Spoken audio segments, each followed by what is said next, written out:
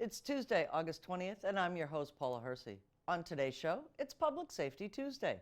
We check in with the Chief of Police, learn more about being prepared for a disaster, take a look back at Kids Day, and there is a new Deputy Chief in town. Now for a look at municipal and legislative notes. Hyannis residents Deb and Ralph Crow were recognized for years of service at the August 15th Town Council meeting. Precinct 13 Town Councilor Jen Cullum presented them with a citation from the Town Council recognizing their volunteer efforts to improve their village and their town. The list of their accomplishments is so long we couldn't fit it all here. A small sample of their work includes, for Deb, the Hyannis Water Board, Hyannis Fire Department Moderator, for Ralph, the Comprehensive Financial Advisory Committee, the town's 375th Celebration Committee, and for both of them, the 4th of July Parade and Hyannis Open Streets. Congratulations, Deb and Ralph. Thank you for your efforts. Chief Sonnabend joins us in studio to talk about a rollover accident this past weekend and an update on some missing persons. Here with the Chief, it must be Tuesday morning. Good morning, Chief. Good morning. How are you? I'm well. So, a fairly uneventful weekend, but kind of not. There was a rollover off of Main Street or North Street. Do we know? It was, well, Main Street, to the best of our knowledge, it was off of Main Street. It was in the old parking lot where the old Hyannis Brewing Company used to be, if you remember that, the Brewport, you know. Used to be there. We got a call for the vehicle, and I went off the road into a ditch, got there and had been rolled over. There were both occupants were injured. One ended up getting med-flighted to Boston, and the other, the driver, was less seriously injured, so went to Cape Cod Hospital. The big question is, you know, how the vehicle ended up there. There was no, like, obvious signs of braking or anything else that we could determine. We've got the accident reconstruction teams involved in it, and none of the occupants spoke English, so it took us some time to get an interpreter down there. And by the time we did, you know, both occupants had been transported to wherever they were going, being treated medically.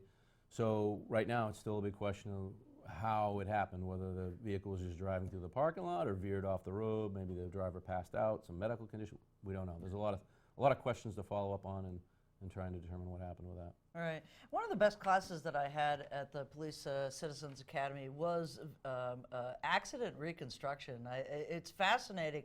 There's an enormous amount of work that has to go into finding, especially with something like this where there's no visible signs of why the accident happened, right? Yep. Oh, there's lots coming. You try and get video from cameras that might be in the area. You try and, you know, you look at the car for any the damages, the environment that got damaged, try and determine the path of the vehicle, you know, the black boxes that are in cars you use, even like shoe impressions on foot pedals and stuff you try and look at, where the seat is, whether it's adjusted, if it fits the person that said they were driving, injuries on the people, where they're like seatbelt contusions and stuff to indicate what side of the vehicle they were sitting on. So there's, and math, lots of math. Right. Lots of math. But yeah, so they reconstructed as best they can. They come up with a pretty good determination of, you know, how the vehicle ended up where it was going, you know, and all that other stuff. And usually they can figure out pretty well who was driving the car. And from the other thing it appears from the injuries here, I don't even know if the people were wearing seatbelts. So put your seatbelts on, because you never know. And then the other piece that I had noticed, they use drones now too to pinpoint the location of the vehicle and direction. Yep, when we used to take out like those surveyors, transoms, and everything else to measure out things and drive spikes into the ground and tape things off and mark everything out. So now you used to have to close the road down to reconstruct everything and take all the pictures. Well, now what they do is they just, you know, they mark where the vehicles were, then they put the drone up and take a picture down from up above, and it's, you know, they plot it through, I don't know, using Google Maps or something, and it plots everything out, scales it, and you can figure everything out from there, so you don't have to do all these fancy by hand things anymore. That, and maybe it'll help with the math. And it helps with the math. Right. And then we've had two missing persons. One still missing, one has been found. Let's start with the one who has been found, a young woman who had a teenager in Hyannis. Yep, she was found yesterday, last night, off Cape. The police department that located her has contacted us. The appropriate authorities, DCF, and the parents have been notified she's been located, and she is fine. Okay. So that person has been located. Okay. And then the second person has Mr. left. Black, yes. Mr. Black, Floyd Black, has left his last place of residence with a backpack and hasn't been heard or seen since. Nope. Basically, was last seen on the 9th. This is the last confirmed sighting we have. Was the 9th in Hyannis in the Baxter Road area. Basically packed up his stuff, told the other occupants of the home that he was moving back to Falmouth, and left. And then family members contacted us a little bit later, but with us and the Falmouth PD, and said that they hadn't heard from him. So we started an investigation at that point, but it doesn't appear that there was any foul play from what we can tell now. Just the individual decided that they didn't want to live where they were anymore and left. There have been various sightings around Hyannis, some down around the Keys Beach area, some around the transportation center, mainly around the Main Street, C Street, Ocean Street area. All have been followed up. We haven't found any connection. None have been confirmed that they were him. Some of them have been found out that we were able to confirm that they were not him. They were other people that just looked like him. Been other sightings and numerous sightings in Falmouth. Falmouth PD's also followed up on those, and those were also found not to be him at this point in time. He does not have a phone, so we can't track a phone or anything else like that. And there are reports that he has Alzheimer's, so we're not sure how that factors into this. Right. At this point, we haven't been able to track or figure that he got onto a bus or left the Cape, so we're still focusing that he could be in the Mashpee, Falmouth, Hyannis, Yarmouth area. So he could be on foot, he could be anywhere in the area. So if you happen to be out there, there are pictures up on our Facebook, there are pictures up on the Falmouth PD Facebook. If anybody knows him and has spoken to him, give us a call so we can start from there, because we don't really have, I think in some instances people ask, well, how come you don't have a drone up? How come you don't have a canine out? How come you're not doing, well, we'd have to start with an exact location. We have to know for sure where that person was. And the last time they were seen was the 9th in good health and said he was leaving and going to Falmouth. So we don't really have an area where the person definitely was that we can start like a canine tracking from or put a drone up. It has to be fairly close in time. We use it a lot for like children, because generally people figure a child goes missing, pretty quickly when they went missing, where they were last seen, and that allows you to do some of those things. Or even people that wander, elderly that wander from the homes or things like that. You have like a fixed location usually to start with that's pretty quickly given to you, not like days later. Once it goes beyond several days, once it goes beyond a certain amount of time, the dog isn't any good because it's just scent contamination and things like that. Right. So talk a little bit, missing persons. When should somebody report a missing person? Is it a few hours? Is it a couple of days? It always. I remember when I first started, it always used to the old wives' tale was we have to wait 24 hours. Right. And that really doesn't apply. It really depends on the individual. If it's something that's unusual, out of their normal pattern of behavior, that's when you start. But sometimes with the older people, it's like, it's hard to figure, because when you're living with somebody, if you're living with your parents, or you take caring for them, you talk to them like every day, or you visit them every day. Okay, it's easy to see when they go out of pattern. But if you're not living together, if you're not speaking to each other, it could be a day or two before someone figures out that, or a week before someone figures out that, hey, they haven't called me back. Could you check on them? And that's how some of those start for us. It's like, so it could be a week, could be sometimes even more, that, hey, I just haven't heard from this person. And you still get that fact, like, I didn't really want to bother you, I just figured everything was okay. So if they go out of pattern, it's not a big deal. If you call us, we can go check on somebody. We can knock on a door and get them, hey, you haven't called your uncle in a little while, could you give him a call? We do get those calls. We do get people who call and say, hey, look, I've been trying to get a hold of somebody, and they usually answer the phone. And we go out there, and sometimes you find that the elderly have fallen in the home and can't get to the phone or whatever, or they've just gone to the market and weren't home to get the phone call, or they sometimes they've gone and done something, but kids are usually, like I said, when your 5-year-old is not present, and people pretty quickly call when kids are missing. It's sometimes the adults that kind of fall through the cracks, because people just like, they'll call me when they're ready or something like that. Right. Well, I know that there's a kids program that Barnstable Police does at Kids Day that, kind of puts together an identity kit for the child. Yep. Is there something like that for the elderly now, for Alzheimer's and dementia? There's a silver alert system, and you can come into the PD, you can ask to fill out the silver alert paperwork, and it helps us track some of that stuff with them. We fill it out, and it can go into our computer system, so we know when the vulnerable people, go missing or things like that. So it gives us some basic information, pictures, and update them. But some of those things too, you know, they need to be updated because someone may come in and fill one out today, and then 3 years later, the person goes missing. Yeah, you know, they've dyed their hair. You know, some things change. Right. So they should be filled out fairly frequently or updated so that the information that goes out, we know. You know, or even talking to keeping, you know, caretakers, have a packet ready, you know, especially if they're on medications or things they're on, you know, like if they're on medications, a list of those medications, you know, places they tend to frequent, stuff like that that may help, like, well, where do they go? Oh, they're like the beach and stuff like that, to narrow things down for us. Or if you're involved with your elder services community or your senior centers or your adult active daycare centers or whatever it is, you know, that those people have the appropriate information, you know, and to give us a call when things, you know, as soon as they can. Sooner's better. Sooner's the better. Don't have to wait 24 hours if you think that there needs to be a wellness check or... That's a wives' tale, you know. If you're concerned, if it's gotten to the point where you're concerned, just give us a call. Excellent. Great advice. Have a great day. Thanks, Chief.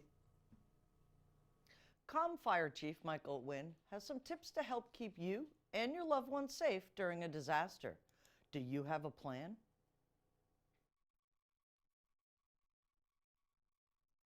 The best advice we have is to be aware, and I know it sounds cliche in Awareness Week, but really pay attention to what's coming as far as weather reports, messages from your elected leaders, and public safety messages from the departments that respond.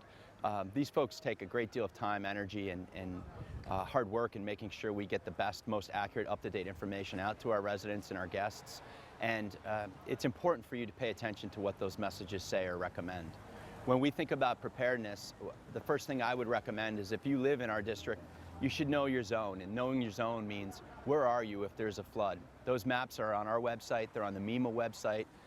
They're available for everyone to see and look at and really consider what would happen to where you live if we were to have a hurricane such as the one bearing down on the Carolinas and the Virginia coast. What would that mean? And it's easy to see online.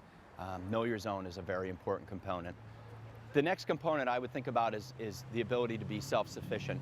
If we have a major weather emergency and you have to be self-reliant, that's going to require you to prepare for 3 to 4 days of fresh water, food, and have a contact off Cape that can check in on you in the case communication systems go down. So you have some way of communicating, if you can, with someone off Cape who could relay messages to us. If folks are asked to evacuate, it's not because we want to hinder you or burden you. It's because we may not be able to respond to your location should there be an emergency. Evacuation notices are taken very seriously. They can really only be offered by the governor. And if someone says it's time to evacuate, it's because it's time to evacuate. We take that very seriously. Be self-sufficient for 3 days. Have food, water. Make sure your pets are taken care of. Make sure you have meds ready to cover you if you have any prescription issues. And just be ready to be self-reliant. We may not be able to help. In the event of a Category 2 or 3 hurricane, the wind is going to limit our ability to respond because it simply won't be safe to put our responders on the road. We will take every response on a risk-based assessment, and there may be times where due to weather, water, flood heights, street closings, we may not be able to get out and effect aid if requested. That's a two-way street, so if you hear of the wind and you hear of the water, that also means you shouldn't be out on the road, or you should be in a safe place as well. The biggest component is, honestly, is to be aware and to listen to the messages that are coming out from the agencies that are charged with protecting you. We offer a great deal of hurricane preparedness resources on our website, which would be www.comfiredistrict.com. In addition, you can go to the MEMA website, the Massachusetts Emergency Management website.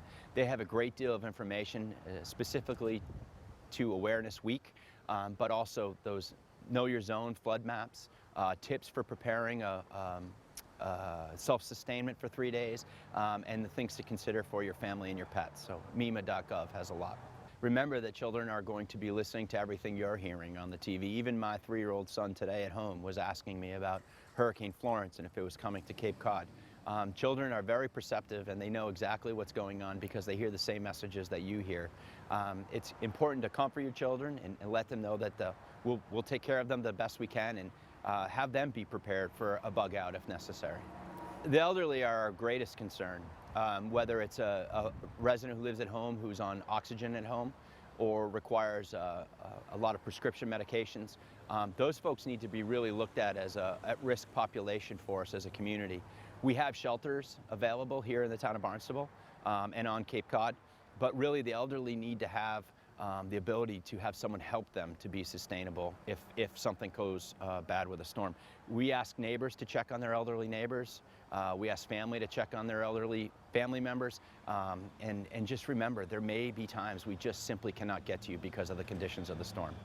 The annual Kids Day, held at Barnstable High School on August 7th, was a smashing success. Water fun, hot dogs and ice cream, and a chance to interact with public safety. Intern Olivia Morrow was on location to capture all the excitement.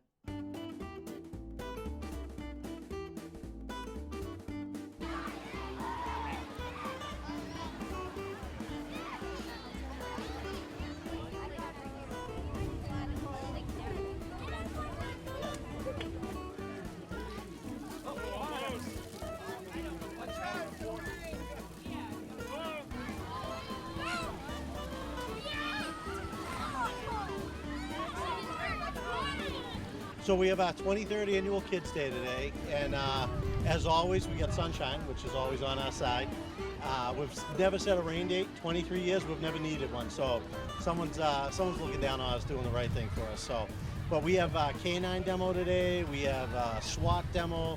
The fire department's actually going to do a Jaws of Life demo and rip a car apart. Some excellent static displays from different fire departments, natural resources, just a lot of things coming together where kids can get hands-on, one-on-one with officers, firefighters, and kind of see what it is we do. And what I think is more important is a lot of our officers and firefighters, they're here with their own kids, so the kids in the community get to see that we're people behind the badges, and it starts building that relationship at a very young age, building a community feeling, and that's really what we set this up to do, was to build the community feeling of, we're all in this together, we're all one solid community, and we just really want to come out and have a really good day every year and show that. We are having a great time. That's really what we're having. We got the Department of Fire Services down here with their cooling vehicle, the Sheriff's Department's down here. You got the fire department over there doing vehicle extrication, SWAT team doing raids, canines doing demonstrations, forest firefighting people down here, bouncy houses, wet bouncy houses, kid identification stuff. It's a great time. Free hot dogs, free ice cream. Come on down. So Kids Day started 23 years ago. Ralph Cahoon, who's retired from my job, he actually started it out. They had about 100 kids there. They did it at Azelton Park, and we kind of did it was like a summer event to have the kids come in. We did fingerprint cards. We gave away some hot dogs, some ice cream. We had the radar gun. The kids were throwing the baseball, see how fast they could throw. And from there, it just kind of said, well, we got to get the fire departments involved. And not just Hyannis. Let's get Com, Katuah, Barnstable, West Barnstable. Let's get everybody involved. Then we said, let's get the state police involved, Sheriff's Department. We have the Army recruiters here, which it's fantastic seeing them over there with the kids. They're doing chin-ups, they're throwing footballs, they're winning all different prizes.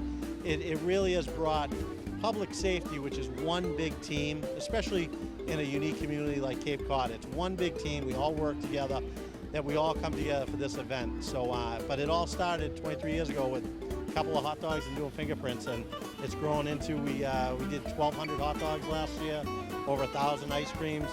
It's, and we, the towels and the sunglasses go. So it's grown quite a bit, but that's why it all started. Just get everybody together for a fun day. Yeah, so far my friends have been loving it. We got it done with the police officers, and I thought that was pretty funny. I started the leisure program when I was a sophomore in college. I was an education major, and I've just been here ever since. This is my 5th year, and it's my first year as director. I think it's really awesome. A lot of kids come here anyways with their parents, so it's kind of nice. They get to see all their friends. A lot of times they get to see family members, and they get to really interact with different members of the community and people like police officers and firefighters, and getting to know them better, which I think is a really cool way to kind of intermingle those two groups. Well, today, this is probably, an hour in. They've been doing the inflatable stuff, they've been getting hot dogs and ice cream, they've been watching all these demonstrations for the dogs and getting to interact with a lot of community members. So it's really awesome for them. They love this day. So when I was 16, I really wanted a job, of course, and I wanted to work with kids. And the leisure program was something they called out to me, and then I've been doing it ever since. Oh, it's a lot of fun. The kids love, going down the slides and like doing the inflatable things, and especially the police. They do such a great job like contributing to it and having the kids have a great time. A great tool to bring all the kids around Barnstable together to kind of have a great time. It kind of unifies them in a way, and I love that. So first when we got here, we went like to get ice cream and stuff. It was really good. And then after we just went to like watch the police and stuff. We just started off with the water stuff. I think it's really, really fun. 3 things that I did was the wildlife, the inflatable thingy, and the dunk tank. I definitely love the dog demonstration. It's so much fun. The kids love the dogs and like seeing all the police dogs at work. It's so cute. I think the recreation program is a really great program for all kids. I think it's got something that everyone should give a try. So we are always looking for some new people. My favorite part, honestly, is seeing how happy the kids are. You have kids that come here that, they're full from eating all the hot dogs. They're walking out with a new beach towel every year, sunglasses this year. We have different raffles. We give away 6 new bikes every year. The volunteerism is just through the roof, and couldn't happen without all the people out here today. So my favorite part, still the hot dogs.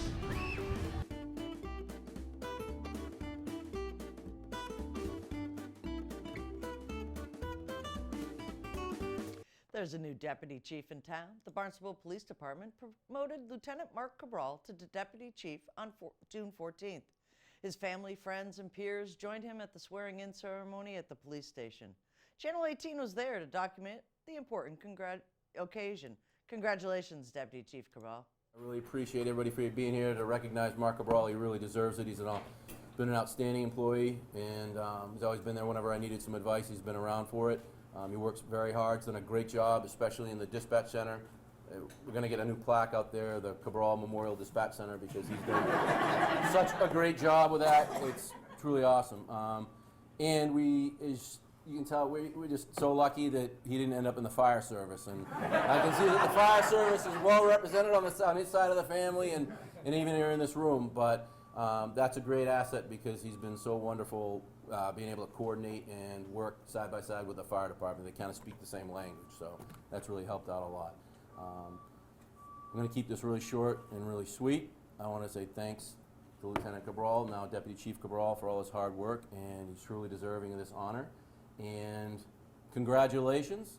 Do you have anything you would like to say? Sure. Just real quick, I just want to start with family. I want to thank my wife and my boys putting up with me, basically leaving every night, working midnights for the last 7+ years. To my mom and dad and all my brothers and sisters, and I know most all of you are here today, I owe it all to you. I owe it all to good parenting. Every police officer in the department that goes to calls on any given day knows that's the strength of a positive adult later in life, is good family and good parenting. So thank you for that. Real quick, the midnight shift, that's kind of where I've been. That's kind of most of what I know. And I want to thank every one of you guys and girls that have worked with me the last 7 years as I've learned as a supervisor and I've progressed. I really owe my ability to shine here in this department to every one of you that carries out my mission and ultimately the chief's mission and the mission of the BPD. So I just want to thank every one of you, and I'm really looking forward to trying to take care of the rest of you, some of you that I've never had a chance to supervise. I'm really looking forward to trying to find my way to take care of you in the way that I believe I've taken care of these midnight guys the last 7 years. So that's really going to be my goal here as I move forward.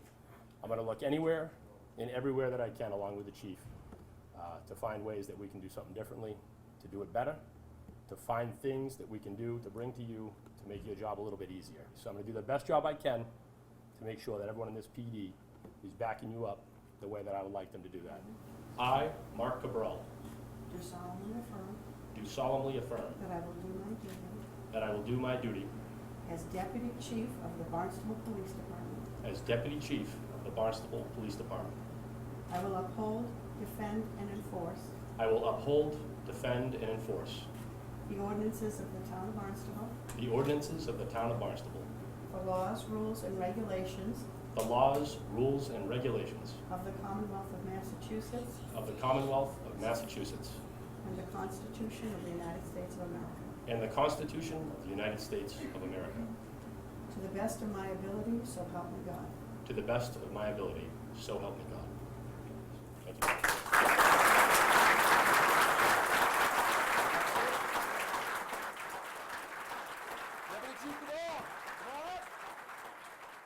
Up next, things to do, places to go, and people to meet. Did you feel unprepared during the recent tornado outbreak? Concerned about the hurricane season?